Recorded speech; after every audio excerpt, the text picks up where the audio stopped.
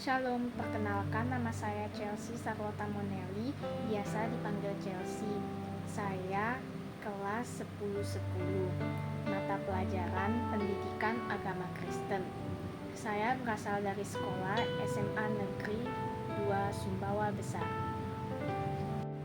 Di sini saya akan membagikan sedikit renungan yang memiliki tema apa artinya hidup adalah Kristus, yang saya kutip dari ayat Alkitab Filipi pasal 1 ayat 21. Ayat Alkitab Filipi pasal 1 ayat 21 berkata, "Karena bagiku hidup adalah Kristus dan mati adalah keuntungan." Kebanyakan orang fokus pada bagian kedua ayat ini. Mati adalah keuntungan, dan merenungkan nikmatnya surga. Namun, kita tidak boleh mengabaikan apa yang tertulis sebelumnya. Pentingnya ungkapan hidup adalah Kristus tidak dapat dilebih-lebihkan. Ungkapan ini harus menjadi inti kehidupan setiap orang Kristen. Di dalam pernyataan ini, Rasul Paulus mengatakan bahwa segala sesuatu yang telah ia upayakan, segala sesuatu yang ia miliki, dan segala sesuatu yang ia nanti-nantikan akan diarahkan kepada Kristus. Sejak masa pertobatan Paulus hingga keamatirannya, setiap tindakan yang dilakukannya ditujukan untuk memajukan pengetahuan Injil dan gereja Kristus. Tujuan utama Paulus adalah untuk memuliakan Yesus. Setengah kalimat yang berada pada ayat Filipi pasal 1 ayat 21 yang berbunyi hidup adalah Kristus berarti kita mewartakan Injil Kristus. Paulus berkhotbah di sinagoga. Dia berkhotbah di tepi sungai. Dia berkhotbah sebagai seorang tahanan. Dia berkhotbah sebagai rasul. Dia berkhotbah sebagai pembuat peta.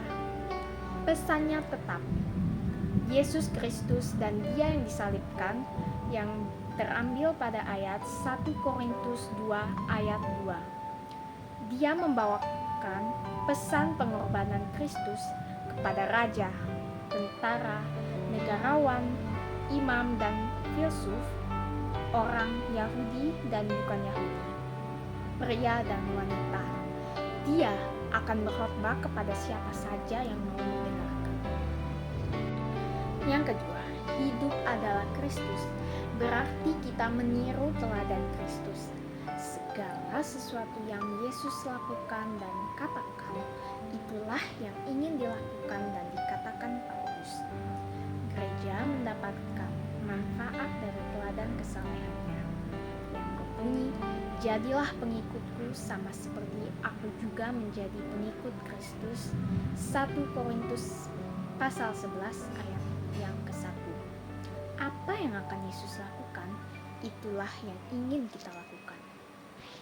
Yang ketiga, hidup adalah Kristus berarti kita mengejar pengenalan tentang Kristus. Kita ingin mengenal Kristus lebih baik lagi setiap harinya.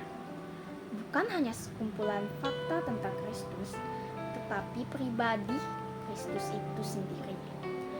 Yang ku kehendaki ialah mengenal Dia dan kuasa kebangkitannya dan persekutuan dalam penderitaannya, di mana aku menjadi serupa dengan Dia dalam kematiannya, supaya aku akhirnya beroleh kebangkitan dari antara orang mati. Ayat tersebut diambil dari Filipi pasal 3 ayat yang ke-10 sampai dengan yang ke-11.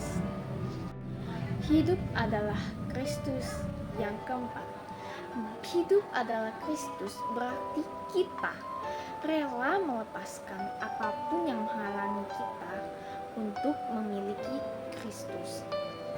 Kesaksian Paulus mengenai hal ini, tetapi apa yang dahulu merupakan keuntungan bagiku,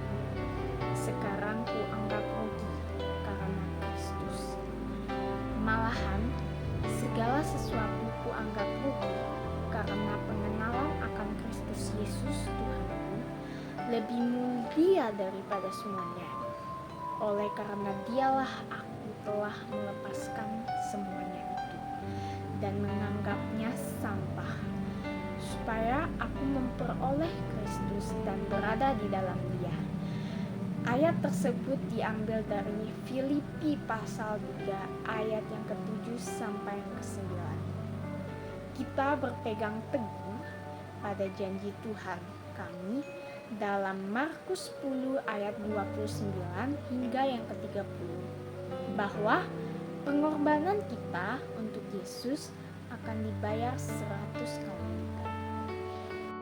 Terakhir saya sampaikan, hidup adalah Kristus, berarti bahwa Kristus adalah fokus kita, tujuan kita, dan keinginan utama kita.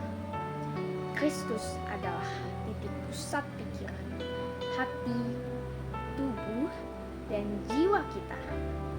Segala sesuatu yang telah kita lakukan untuk kemuliaan Kristus. Saat kita mengikuti perlombaan yang diwajibkan bagi kita mengesampingkan dosa yang menjerat dan gangguan-gangguan duniawi dengan mata yang tertuju kepada Yesus. Ibrani pasal 12 ayat 1-2. Dia adalah hidup kita. Terpujilah Tuhan. Amin. Sekian sedikit renungan dari saya. Semoga dapat bermanfaat.